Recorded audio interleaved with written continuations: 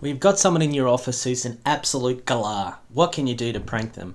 Well, one thing you can do in AutoCAD is undefine a command that they use all the time, so they wonder what's wrong with their software. So take, for example, line command. So we use that one all the time. So you can just draw a line. Now if I put in undefined, so UNDEFINE, and put line in, what happens now? Type in line, doesn't work.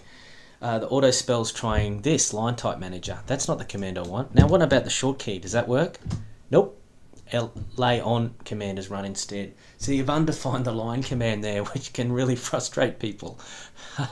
But of course it has a proper use too. You may have an environment where you have mass production of drawings or something where there's certain commands that you don't want on and you want them undefined. Now you can redefine.